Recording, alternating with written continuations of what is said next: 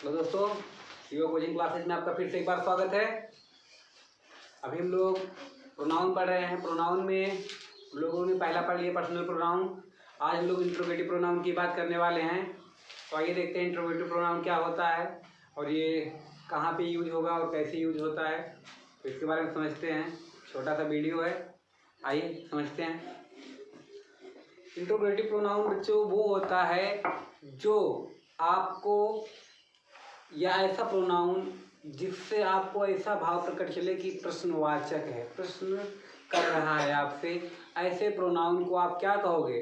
Interrogative pronoun कहोगे। बात समझ में आई? इंट्रोगेटिव प्रोनाउन मतलब जो भी प्रोनाउन, ऐसा भी प्रोनाउन होगा जिससे आपको प्रश्न, किसी भी प्रकार से प्रश्न का भाव प्रकट होगा, वह प्रश्नवाचक सर्वनाम कहलाता है। इसमें खास करके who, whom, whose, which, what, ठीक है, यही आते हैं। तो आइए देखते हैं वे प्रोनाउन जिनके द्वारा प्रश्न का भाव प्रकट होता है। क्या होगा बच्चों? प्रश्न का भाव प्रकट होता है, इंट्रोगेटिव प्रोनाउन माने जाते हैं। बात समझ में आई? हु, whom, whose, which एवं व्हाट इंट्रोगेटिव प्रोनाउन होते कौन कौन से? Who, whom, whose, which, what. आपके सभी जितने इंट्रोगेटिव वर्ड होते हैं वो सभी इंट्रोगेटिव प्रोनाउन नहीं होते हैं, लेकिन ये इंट्रोगेटिव प्रोनाउन माने जाते हैं। यानी कि इंट्रोगेटिव प्रोनाउन की भी कुछ विशेषता होगी। भाई इंट्रोगेटिव वर्ड वही भी प्रोनाउन बनेगा जो एक के साथ दो काम कर ले। जैसे हु होता है, प्रश्नवाचक के साथ साथ किसका काम कर लेता है? सब्जेक्ट का। हुम होता है, प्रश्नवाचक के साथ साथ ऑब्जेक्ट का। हुज होता है, प्रश्नवाचक के साथ साथ रिफ्लेक्सिव केस, यानी कि ये भी ऑब्जेक्ट का काम कर लेता है। व्हिच, ये भी किसका काम कर लेता है भाई? ये देखो सब्जेक्ट का काम कर लेता है, पजेसिव केस में आ जाता है, ऑब्जेक्ट का भी काम कर लेता है। व्हाट, व्हाट भी आपका सब्जेक्टिव केस में आ जाता है। बात समझ में आई? तो यानी कि ये ऐसे वर्ड हैं जो एक साथ दो दो काम कर लेते हैं, इसीलिए ये प्रोनाउन का कार्य कर पाते हैं। सभी प्रोनाउन का कार्य नहीं कर पाते हैं ना, और भी तो क्वेश्चन वर्ड होते हैं, तभी तो नहीं प्रयोग किए जाते हैं। ठीक है, तो आइए एग्जांपल देखते हैं। Who is the next speaker, अगला वक्ता कौन है? स्पीकर मतलब होता है बोलने वाले, जो भाषण देते हैं तो उसे स्पीकर कहते हो। तो who is the next speaker, अगला वक्ता। तो यहाँ पे जो हु है ना, वो अपने साथ साथ मतलब प्रश्नवाचक के साथ साथ किसका काम कर रहा है? सब्जेक्ट का भी काम कर रहा है। ठीक, नहीं तो आपको पता होगा कि भाई प्रश्नवाचक शब्द आ गया, इज आ गया, इसके बाद क्या आती है? सब्जेक्ट आएगा, उसके बाद मेन वर्ब की फर्स्ट फॉर्म में आईएनजी आना चाहिए इसके साथ, लेकिन नहीं आया ऐसा कुछ। Whom are you talking with, यहाँ पे कहो सर इसके बाद तो आ गया। हाँ आ गया, क्यों? क्योंकि whom कैसे आता है? ऑब्जेक्टिव केस में। ऑब्जेक्ट का कर्ता पे कोई और कर्म पे, सॉरी, ऑब्जेक्ट का कर्ता और क्रिया पे कोई प्रभाव नहीं पड़ता। बात समझ में आई? ये तो ऑब्जेक्टिव केस में था, तो इसका मतलब यहाँ से कोई मतलब नहीं था। whom ये ऑब्जेक्टिव केस में है, ऑब्जेक्ट का काम करेगा, और किसका काम करेगा? प्रश्नवाचक शब्द का। तो प्रश्नवाचक शब्द आया, whom के अकॉर्डिंग आर लग गए। आर इसके अकॉर्डिंग नहीं लगा, whom के अकॉर्डिंग, यू के अकॉर्डिंग लगा है। whom are you talking with, बात समझ में आई? ठीक है, अब देखते हैं whose father is doctor, किसके पिता डॉक्टर हैं। अब यहाँ पे whose किसके लिए आया? सब्जेक्टिव केस में आया, तो इसका असर किस पे पड़ेगा? इस पे पड़ गया, सिंगुलर है। बात समझ में आई? आगे देंगे, which book do you like most, which book। मैंने बताया था भाई which वगैरह ऐसे प्रोनाउन, सॉरी, क्वेश्चन वर्ड होते हैं, ये अपने साथ उन वर्ड को भी लाते हैं जिनकी ये विशेषता बताते हैं। तो which बुक, बुक को भी लेके चला है, बुक एक्चुअली ऑब्जेक्ट है, लेकिन इसके साथ साथ चला है इधर डू, यू, यू के कारण डू लगा है। बात समझ में आई? लाइक मोस्ट, और ये भी क्या है? ऑब्जेक्टिव केस में है। बात समझ में आई? तो व्हाट इज योर सरनेम, हमारा सरनेम क्या है? सरनेम जानते हैं आप लोग? जो नाम के आगे कास्ट के वगैरह रूप में लिखते हैं, जैसे आप मौर्य लिखोगे, हम पटेल लिखेंगे, ये कोई ठाकुर लिखेगा, कोई पंडित लिखता है ना, जैसे लिखते हैं ना नाम के पीछे, जैसे मान लो नैन्सी पटेल, तो ये पटेल है जो क्या है, सरनेम है। बात समझ में आई? ठीक, तो मतलब जो जिससे जात का भाव प्रकट होता है वो सरनेम कहलाता है आपका। इतनी बात समझ में आई? आइए देखते हैं, नाउन की भांति इनका भी केस होता है जो विशेष रूप से प्रयोग किए जाते हैं। बात समझ में आई? तो हु जो होता है वो हमेशा सब्जेक्टिव केस और केवल व्यक्ति के लिए प्रयोग किया जाता है। हुम ऑब्जेक्टिव केस में केवल व्यक्ति के लिए। बात समझ में आई? हुज पजेसिव केस में सभी के लिए प्रयोग किया जाएगा, चाहे मानव हो, चाहे जानवर हो, चाहे जो हो। और वाट सब्जेक्टिव केस में प्रयोग किया जाता है कार्य एवं कथन के लिए, कोई कार्य हो या कोई स्टेटमेंट दिया हो उसके लिए। व्हिच सब्जेक्टिव एवं पजेसिव दोनों केस में प्रयोग किया जाता है वस्तु एवं जानवर के लिए। अब देख लो भाई, व्हिच किसके लिए आया है, बुक, वस्तु के लिए आ गया है ना। वाट सब्जेक्टिव केस में, वाट सब्जेक्टिव केस में नहीं आया है। और किसके लिए आता है, कार्य एवं कथन के लिए। व्हाट इज योर सरनेम, कथन ही तो है, तुम्हारा सरनेम क्या है। आगे देखो, फिर आ गया हुज, हुज पजेसिव केस में, हुज फादर इज टीचर, किसके पिता, किसके पिता पजेसिव है, किसके पिता की बात करा, किसके पिता भाई डॉक्टर हैं। अब देखो हुम किसी केस में आता, ऑब्जेक्टिव केस में लिखा है यहाँ पे, ये सब्जेक्ट है, ये ऑब्जेक्टिव केस में है। बात समझ में आई? और हु किस केस में, सब्जेक्टिव, ऑलरेडी सब्जेक्टिव केस में लिखा हुआ है। इसकी बात समझ में आ गई? आइए देखते हैं बच्चों, कुछ वर्ड ऐसे होते हैं जैसे हु वगैरह ना, ये सिंगुलर में भी प्रयोग किए जाते हैं, प्लूरल में भी प्रयोग किए जाते हैं। ठीक है, अब जैसे देखो यहाँ पे मैंने दो एग्जाम्पल लिखा है, कौन यहाँ प्रतिदिन आता है, कौन यहाँ प्रतिदिन आता है, तो कोई का बच्चा हाथ उठाए, मैं। ठीक, तो यहाँ पे कौन क्या हो गया, सिंगुलर हो गया।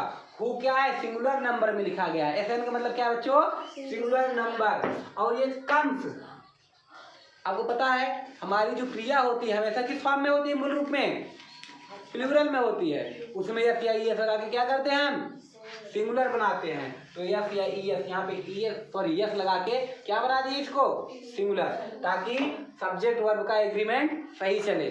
जैसा हमारा सब्जेक्ट उसी के अकॉर्डिंग हमारी वर्ब भी होनी चाहिए। तो here daily, who comes here daily, कौन कौन यहाँ प्रतिदिन आता है। जब बात करेगा कौन कौन यहाँ प्रतिदिन आता है, यानी कि प्लूरल हो गया कि नहीं हो गया। तो अभी हमारा हु कौन हो गया, प्लूरल हो गया, तो हमारी वर्ब भी तो प्लूरल होनी चाहिए। प्लूरल के लिए क्या लिख दिया हम यहाँ पे, कम लिख दिए हियर डेली। बात समझ में आई? तो छोटा सा टॉपिक था क्या, इंट्रोगेटिव प्रोनाउन। याद रखना कौन कौन इंट्रोगेटिव प्रोनाउन होते हैं, हु, हुम, हुज, व्हिच और व्हाट।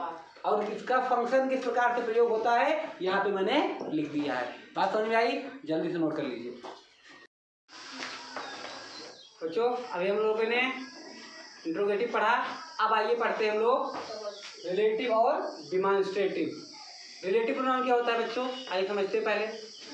रिलेटिव प्रोनाउन भी वही वर्ड होते हैं जो एक दूसरे के मतलब दो वाक्यों के बीच, दो शब्दों के बीच संबंध को दर्शाते हैं। और ज़्यादातर यहाँ पे ऐसे शब्द आते हैं जो आपके इंट्रोगेटिव में आते थे। तो पहचानो कैसे आप इंट्रोगेटिव है कि डिमॉन्स्ट्रेटिव है। आइए देखते हैं कैसे आप पहचानोगे रिलेटिव है डिमॉन्स्ट्रेटिव है, कौन सा है। रिलेटिव मतलब बच्चों वो होगा जब आपका इंट्रोगेटिव वर्ड, जब इंट्रोगेटिव वर्ड अपना इंट्रोगेटिव का रूप खो दे, मतलब प्रश्नवाचक का रूप खो दे, मतलब उसके अंदर क्या ना हो, प्रश्न करने की क्षमता ना हो, तो एक को दूसरे से जोड़े, तो वही इंट्रोगेटिव वर्ड ही क्या कहलाएगा, रिलेटिव। बात समझ में आई? मतलब जब वह इंट्रोगेटिव के रूप में कार्य करे तो वह इंट्रोगेटिव हो जाएगा। जब वह इंट्रोगेटिव अपना रूप खो देगा तो किस रूप में पहुंच जाएगा, रिलेटिव प्रोनाउन। जब दो वर्डों के बीच, दो लोगों के बीच, दो सेंटेंस के बीच क्या संबंध दिखाए, कुछ न कुछ संबंध दिखाएगा, कुछ न कुछ बात को बताएगा, तो वहाँ पे वो रिलेट करेगा, तो वही रिलेटिव प्रोनाउन कहलाएगा। रिलेटिव प्रोनाउन में बच्चों क्या आते हैं, लिख देते हैं। जैसे हमने बताया ना कि इंट्रोगेटिव वाले वर्ड ही होते हैं, जैसे हु, व्हिच, whom, ठीक। व्हाट, ये सब किस में आएंगे, आपके रिलेट करेंगे। लेकिन ध्यान रहे ये सब शब्द जो वर्ड होंगे इसमें किसका भाव नहीं होगा, प्रश्नवाचक का भाव नहीं होगा।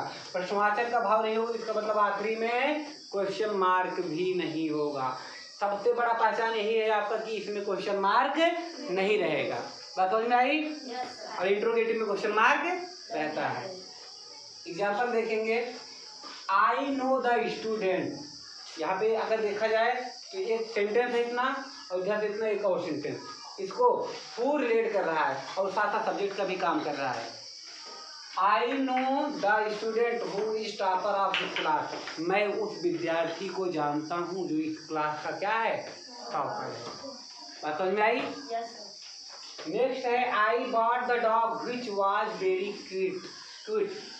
ठीक है ना, तो मैंने एक कुत्ता खरीदा जो क्या था, बहुत क्यूट था, बहुत प्यारा था।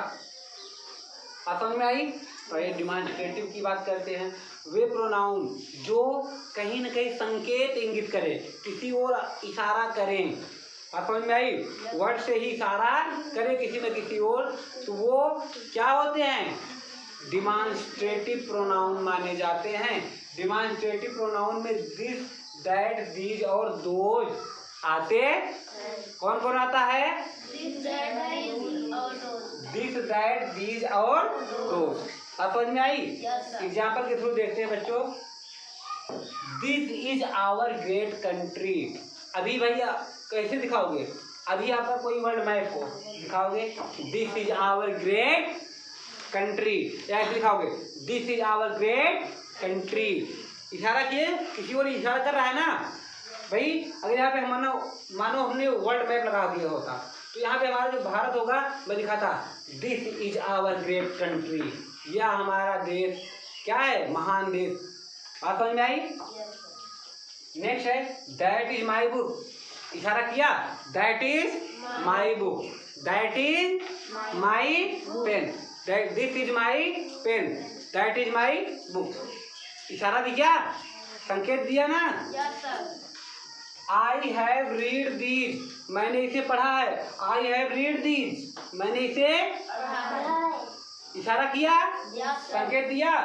I know all those, I know all those, मैं उन सबको जानता हूँ, उन सबको जानता हूँ। यहाँ भी इशारा किया। तो बात समझ में आई? डिमांस्ट्रेटिव होगा दिस, दैट, दिस, दोज होता है और यह क्या करता है, इशारा दिखाता है, इंगित करता है। और जो हमारा इंट्रोगेटिव होता है वो इंट्रोगेटिव के साथ साथ अपने दो काम करेंगे, कहीं कोई ऑब्जेक्टिव केस ऑब्जेक्ट के रूप में, कोई सब्जेक्टिव केस सब्जेक्ट के रूप में। बट जो आपका रिलेटिव होता है, इंट्रोगेटिव वर्ड ही होते हैं रिलेटिव, लेकिन वहाँ पे प्रश्नवाचक का रूप खो चुके होते। रिलेटिव में उसमें प्रश्न नहीं करेंगे, तो रिलेटिव में आखिरी में क्वेश्चन मार्क भी नहीं आएगा, इंट्रोगेटिव में क्वेश्चन मार्क आएगा। बात समझ में आई? तो जल्दी से नोट कीजिए, फिर अगला टॉपिक बात करते हैं हम लोग।